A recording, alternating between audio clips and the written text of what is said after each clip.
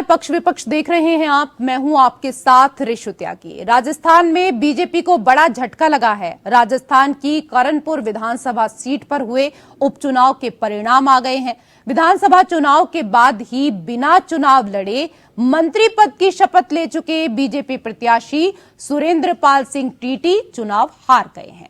उन्हें कांग्रेस उम्मीदवार रुपिंदर सिंह ने 12,000 से ज्यादा वोटों से हराया। पूर्व मुख्यमंत्री अशोक गहलोत ने करणपुर प्रत्याशी रुपिंदर को जीत की शुभकामनाएं दी हैं।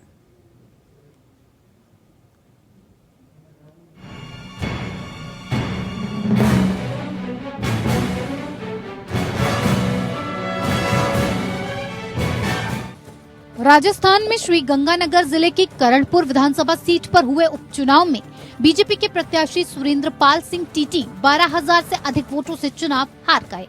चौंकाने वाली बात यह है कि बीजेपी इस उपचुनाव से पहले ही टीटी को भजनलाल कैबिनेट में मंत्री बना चुकी थी और इसीलिए इस चुनाव में बीजेपी का काफी कुछ दांव पर लगा हुआ था। राजस्थान के पूर्व सीएम अशोक गहलोत ने कांग्रेस प्रत्याशी को जीत की बधाई दी। पूर्व सीएम गहलोत ने सोशल मीडिया प्लेटफॉर्म एक्स पर लिखा, श्री करणपुर में कांग्रेस प्रत्याशी श्री रुपिंदर सिंह कुन्नर को जीत की हार्दिक बधाई एवं शुभकामनाएं। ये जीत स्वर्गीय गुरमीत सिंह कुन्नर के जनसेवा कार्यों को समर्पित है। श्री करणपुर की जनता ने भारतीय जनता पार्टी के अभिमान को हराया है।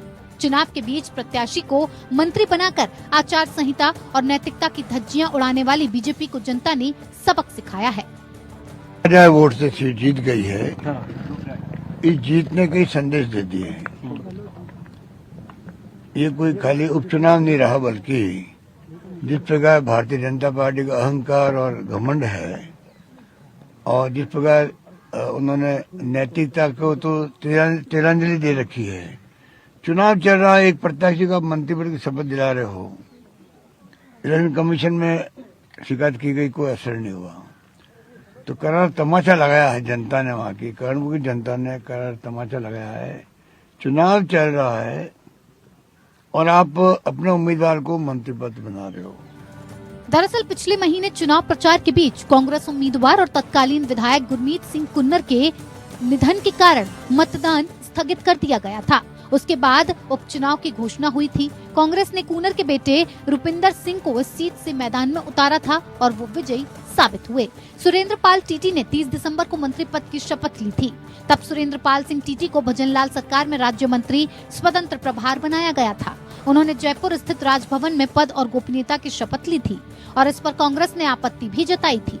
कांग्रेस का कहना था कि ये आचार संहिता का उल्लंघन है। उम्मीदवार के हार जीत के नतीजे से पहले ही मंत्री पद की शपथ दिलाना गैर कानूनी है। मंत्री बनने के बाद सुरेंद्र पाल सिंह ने अपनी जीत को लेकर काफी आश्वस्त दिखाई दिए थे। उन्होंने कहा था कि श्री करणपुर के मतदाता बहुत समझदार हैं। मैं चुनाव जरूर जीतूंगा। साथ ही ये भी कहा था कि पार्टी ने मेरे माध्यम से सिख समाज को सम्मानित किया है। बीजेपी सभी 36 कौमों को साथ लेकर चलती है, इसमें हमारा समाज भी है। राजस्थान में कुल 199 सीटों पर विधानसभा चुनाव हुआ था, जिसमें बीजेपी ने 115 सीटों पर जीत हासिल की थी। कांग्रेस ने 69 सीटें जीती थी। फिलहाल नियमों के मुताबिक मंत्री बनने के बाद से सुरेंद्र पाल सिंह के पास विधायक चुने जाने के लिए 6 महीने का समय है, लेकिन नैतिक आधार पर माना जा रहा है कि वो इस्तीफा दे सकते हैं। विपक्षी दल कांग्रेस भी इसे लेकर बीजेपी पर दबाव बनाएगी। Bureau report, APN.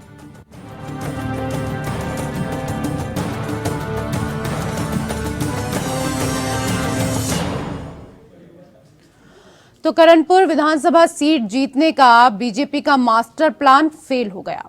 सोमवार को ही वोटों की गिनती में टीटी को हार का सामना करना पड़ा। उन्हें कांग्रेस उम्मीदवार रुपिंदर सिंह कुन्नर ने 12,570 वोटों से हरा दिया। रुपिंदर सिंह कुन्नर गुरविंदर कुन्नर के बेटे हैं। आपको बता दें कि मुख्यमंत्री भजनलाल शर्मा ने हाल ही में सुरेंद्र पाल सिंह को बिना चुनाव लड़े ही स्वतंत्र प्रभार का राज्य मंत्री बनाया था, जिन्हें 4 मंत्रालय भी सौंप दिए गए थे। तो इसी को लेकर करेंगे चर्चा। पैनल में कई विशेष अतिथि हमारे साथ जुड़ चुके हैं। सबसे पहले उनका परिचय आपके साथ करा देते हैं। हमारे साथ राजनीतिक विश्लेषक संदीपन शर्मा जी जुड़ चुके हैं। बहुत स्वागत है आपका संदीपन जी। हमारे साथ कांग्रेस के प्रवक्ता प्रतिष्ठा यादव जुड़ चुकी हैं। आपका भी स्वागत है प्रतिष्ठा जी। हमारे साथ बीजेपी के प्रवक्ता डॉक्टर सुरेंद्र सिंह शेखावत जी भी जुड़ चुके हैं। आपका भी स्वागत। प्रतिष्ठा यादव जी, एक सीट पर हुए उपचुनाव में कांग्रेस के प्रत्याशी की जीत के लिए सबसे पहले तो आपको बधाई। प्रतिष्ठा जी, आवाज मिल पा रही है आपको?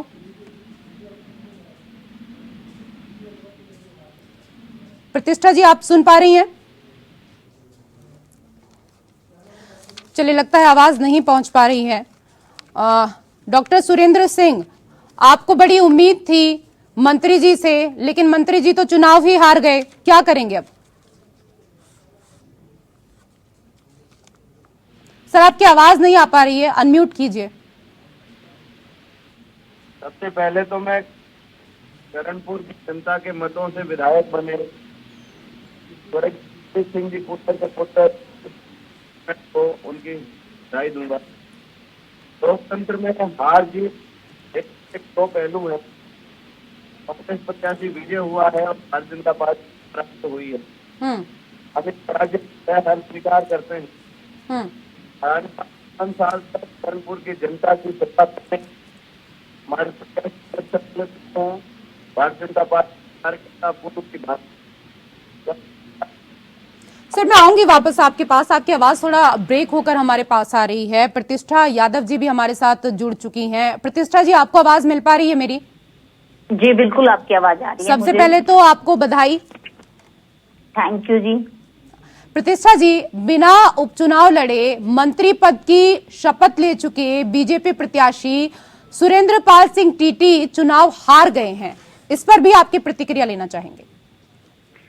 देखिए, नेचुरल से जो बात है कि आचार संहिता का उल्लंघन था और ये एक तरह से बीजेपी का ये एक अहंकार के रूप में इसको लीजिए, क्योंकि जब कोई चुनाव चल रहा है उसके दौरान ही मंत्री पद देकर प्रलोभन देना, लेकिन ये करणपुर की जनता है, उन्होंने इस प्रलोभन को नकार दिया कि यहाँ कोई प्रलोभन नहीं चलेगा, हम अपना नेता हम अपनी मर्जी से चुनेंगे। यहाँ कोई पर्ची सिस्टम नहीं है कि एक पर्ची आई खुली और जनता ने स्वीकार कर लिया। बीजेपी के जो लोग हैं, जो कार्यकर्ता हैं, जो नेता हैं, उनकी तो मजबूरी हो सकती है जो भी पर्ची आए उसे स्वीकार करना, लेकिन जनता की मजबूरी नहीं होती, क्योंकि जनता पर्ची खुद बनाती है और उसी से वो किसी भी प्रत्याशी के भविष्य का, भाग्य का जो निर्णय लेती है, या वो ये चाहती है कि मेरे जनता मतलब हमारी आवाज को विधानसभा में कौन मुखर करेगा, ये निर्णय जनता लेती है। और ये निश्चित रूप से करणपुर का चुनाव इसी चीज का एक उदाहरण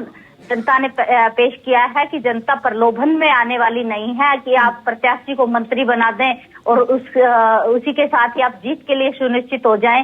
तो ये 1 महीने का लगभग टाइम हुआ है और 1 महीने में ही बीजेपी की सरकार को जनता ने एक तरह से नकार दिया है। क्योंकि देखिए, हमारे पिछला जो कार्यकाल था गहलोत साहब का, उसमें जितने भी चुनाव हुए उसमें सिर्फ एक ही उपचुनाव बीजेपी जीत पाई थी। सारे उपचुनाव हमने खुद जीते पूरे 5 साल तक। तो ये और ये चीज ये दिखाती है कि 1 महीने के अंदर ही जनता ने अपना फैसला बदल लिया है एक उपचुनाव के अंदर। और उस चीज को, उस अहंकार को जो ये कहता है कि भाई मैं प्रलोभन के माध्यम से कुछ भी कर सकता हूं, उसको एक करारा जवाब करणपुर की जनता ने दिया है कि जनता प्रलोभन में आने वाली नहीं है। डॉक्टर सुरेंद्र सिंह, जिस बात का जिक्र कर रही हैं प्रतिष्ठा यादव जी की करारा जवाब जनता ने दिया है, ठीक उसी तरह के शब्दों का इस्तेमाल आज अशोक गहलोत भी कर रहे थे। उन्होंने कहा कि बीजेपी का घमंड टूटा है, करणपुर की जनता ने बीजेपी को करारा तमाचा लगाया है। सर, आवाज मिल पा रही है आपको मेरी? जी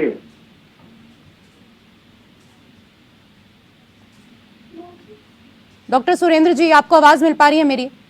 जी बताएंगे। जी सर, अभी मुझे लगता है प्रतिष्ठा यादव जी को आप सुन नहीं पाए, लेकिन जनता ने नकारा है बीजेपी को। प्रतिष्ठा जी जिस बात का भी जिक्र कर रही थी, ठीक उसी तरीके से अशोक गहलोत जी ने भी कहा कि बीजेपी का आज घमंड टूट गया है और करणपुर की जनता ने करारा तमाचा लगाया है बीजेपी को। इस पर आपकी प्रतिक्रिया?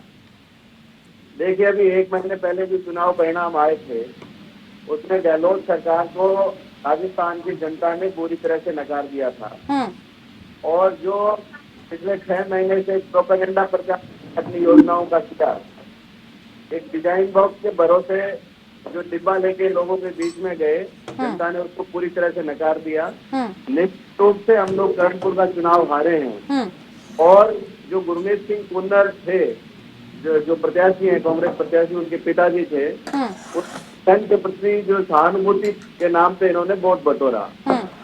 रूप से हम सब लोग सीनियर लीडर जो आज हमारे बीच में नहीं है उनको श्रद्धांजलि देते हैं, लेकिन मैं ये मानूंगा कि कर्नाटक के लोगों का दुर्भाग्य है कि एक साफ और ईमानदार छवि वाले राजनेता जिनका पूरा का पूरा सार्वजनिक जीवन ईमानदारी के साथ जुड़ा रहा, उनके मुकाबले एक ऐसे प्रत्याशी को उन्होंने जिताया है जिसको केवल अपने पिता की विरासत मिली,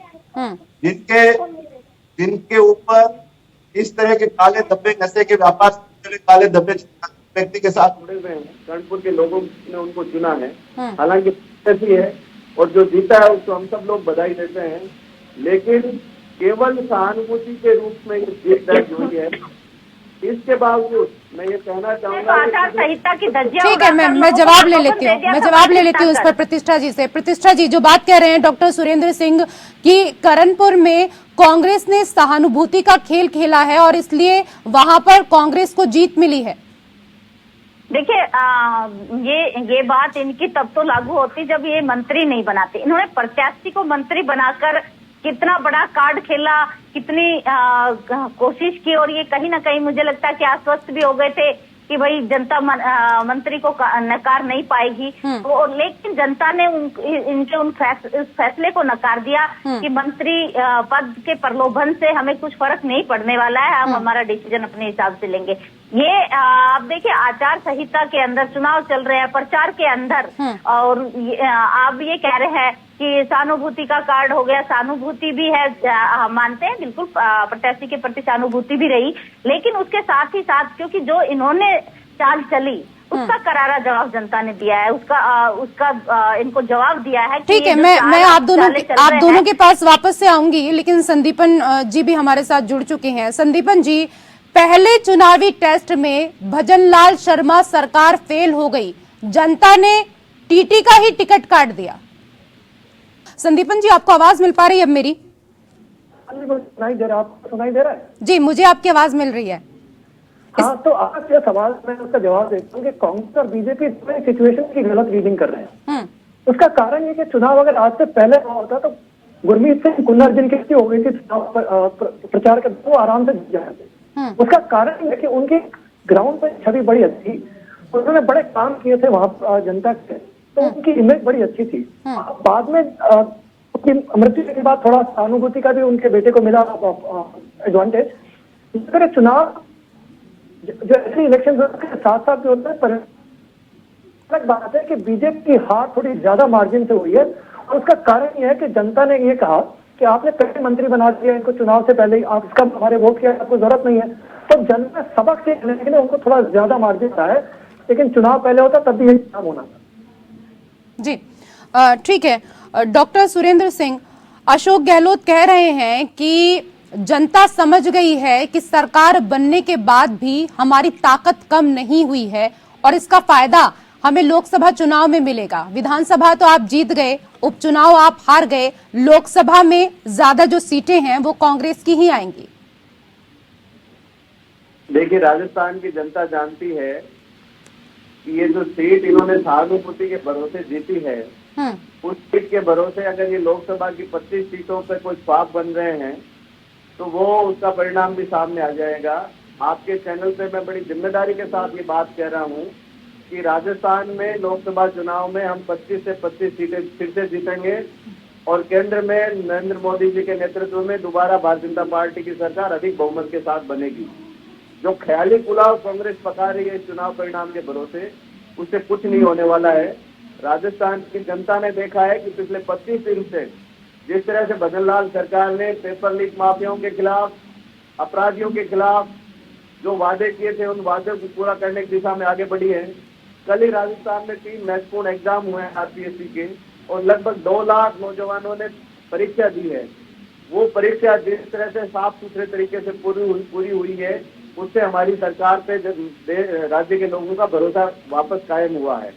और पेपर लीक माफिया के खिलाफ एसओजी की टीम बनाना और गैंगस्टर्स के खिलाफ एसआईटी गठन करना, ये महत्वपूर्ण कदम था।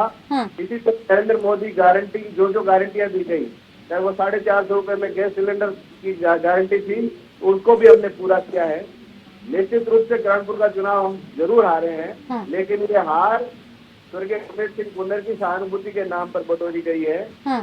मैं आपको भरोसा दिलाता हूं कि आने वाले लोकसभा चुनाव में अशोक गहलोत जी ने जो आज जो बात कह रहे हैं, उसके विपरीत राजस्थान की जनता 25 में से 25 सीटें भारतीय जनता पार्टी। ठीक है, आप कह रहे हैं कि सहानुभूति के नाम पर वोट बटोरी गई हैं, तो क्या आपका काम नहीं बोला या मोदी जी ने जो गारंटियां दी हैं उन गारंटियों को जनता ने वहां पर सीरियस नहीं लिया? इसको लेकर मैं आपसे जवाब लूंगी, मैं वापस आपके पास आऊंगी।